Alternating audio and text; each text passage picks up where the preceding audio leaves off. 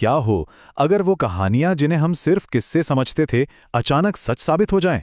जरा सोचिए, एक ऐसा शहर जो सोने चांदी और हीरों से बना था और फिर अचानक एक ही दिन में समंदर की गहराइयों में कहीं खो गया। ये कहानी है द्वारका की, एक ऐसा रहस्य जो हजारों साल से समंदर में दफन था।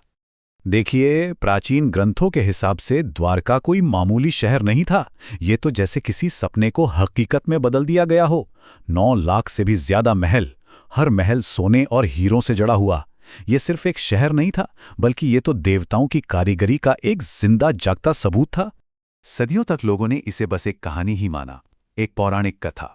लेकिन एक सवाल हमेशा हवा में तैरता रहा, क्या ये 5000 साल पुरानी कहानी सच हो सकती है? क्या सच में समुद्र के नीचे एक पूरा का पूरा साम्राज्य आज भी मौजूद है? चलिए आज इसी रहस्य से पर्दा उठाते हैं। तो द्वारका की कहानी की शुरुआत ही अपने आप में कमाल है। कथाओं की माने तो ये कोई आम शहर था ही नहीं। इसे भगवान कृष्ण के कहने पर बनाया गया था और इसके लिए जमीन भी खुद समुद्र देव ने दी थी। सही मायनों में ये एक दिव्य नगर था जिसे देवताओं ने इंसानों के लिए तैयार किया था। इसका स्केल, इसका पैमाना ही इसे अविश्वसनीय बना देता है। सोचकर देखिए, यह महज एक शहर नहीं बल्कि एक इंजीनियरिंग का चमत्कार था। समुद्र से लगभग 150 वर्ग किलोमीटर की जमीन हासिल करके इसे देवताओं के आर्किटेक्ट विश्वकर्मा ने खुद डिजाइन किया था। एकदम सीधी सपाट सड़कें, बड़े बड़े बंदरगाह और बेहतरीन सिंचाई व्यवस्था। मतलब ये शहर अपने समय से कहीं कहीं ज्यादा आगे था। लेकिन हर महान कहानी में एक दुखद मोड़ भी आता है। द्वारिका की किस्मत भी 2 बहुत शक्तिशाली श्रापों से जुड़ी हुई थी। ऐसे श्राप जो इस शानदार शहर को हमेशा हमेशा के लिए अंधेरे में डुबोने वाले थे। असल में द्वारका का पतन 2 अलग अलग श्रापों का नतीजा था। पहला श्राप महाभारत युद्ध के बाद मिला गांधारी का श्राप, जिसमें उन्होंने कृष्ण के पूरे वंश के नाश की बात कही, और दूसरा श्राप मिला कुछ ऋषियों के अपमान की वजह से, जिन्होंने पूरे यदु वंश के आपस में ही लड़कर खत्म हो जाने की भविष्यवाणी कर दी। इन दोनों ने मिलकर द्वारका का अंत तय कर दिया था। और फिर हुआ भी वही। यदुवंशियों ने घमंड में चूर होकर एक दूसरे को ही खत्म कर दिया। और जैसे ही भगवान कृष्ण ने इस धरती को छोड़ा, कहते हैं समंदर ने अपनी दी हुई जमीन वापस मांग ली। बस पलक झपकते ही सोने की द्वारका हमेशा के लिए लहरों में समा गई और इतिहास से निकलकर एक कहानी बन गई। हजारों साल तक द्वारका सिर्फ एक पौराणिक कथा बनी रही। लेकिन फिर 20वीं सदी में समंदर की गहराइयों से कुछ ऐसी आवाजें सुनाई देने लगीं जिसने सब कुछ बदल दिया। ये पहली बार था जब इस पौराणिक कथा के पीछे छुपे सच के सबूत मिलने शुरू हुए। इसकी शुरुआत हुई 1930 के दशक में, जब मछुआरों को और यहां तक कि पायलटों को भी पानी के नीचे कुछ अजीबोगरीब आकृतियां दिखीं। फिर 1963 में एएसआई को खुदाई में कुछ पुराने बर्तन मिले, लेकिन असली गेम चेंजर साबित हुई 1970 में मिली एक तांबे की प्लेट, एक प्राचीन दस्तावेज जिस पर साफ साफ लिखा था कि ये जगह भगवान कृष्ण का निवास स्थान थी। ये पहला ठोस सबूत था। और फिर इस खोज को एक नई दिशा दी एक शख्स ने, डॉक्टर एसआर राव।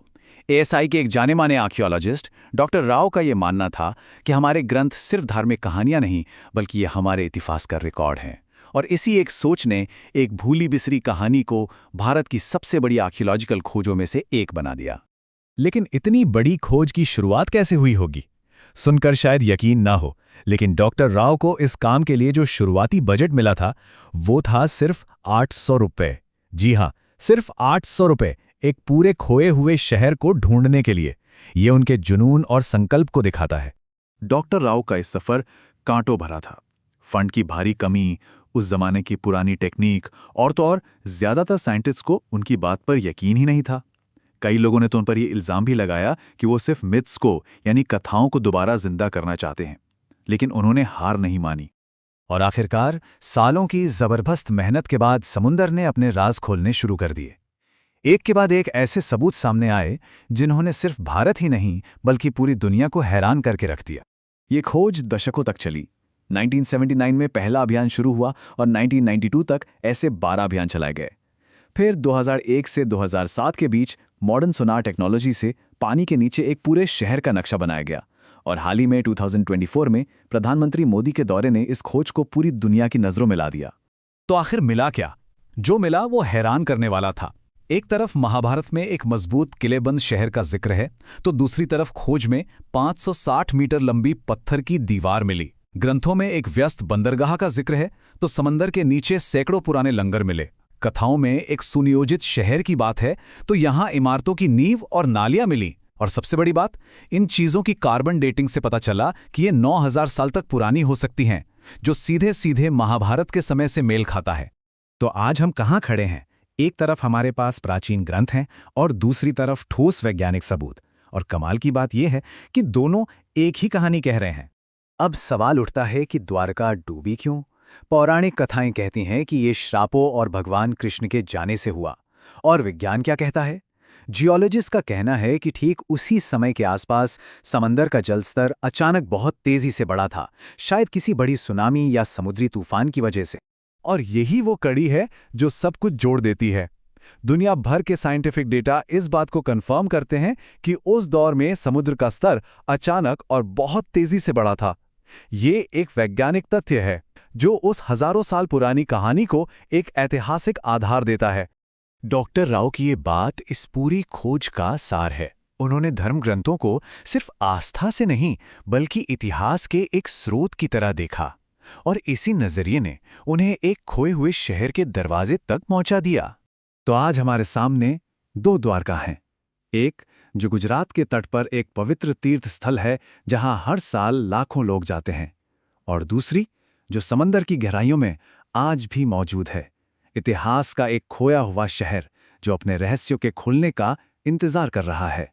द्वारका की अद्भुत कहानी हमें ये सोचने पे मजबूर करती है कि शायद आस्था और विज्ञान ये दो अलग अलग रास्ते नहीं हैं, बल्कि एक ही सच तक पहुंचने के दो अलग अलग तरीके हैं। और ये सवाल भी छोड़ जाती है कि हमारी और कौन-कौन सी पौराणिक कथाएं हैं जो सिर्फ कथाएं नहीं, बल्कि भूला हुआ इतिहास हैं और बस अपने खोजे जाने का इंतजार कर रही हैं।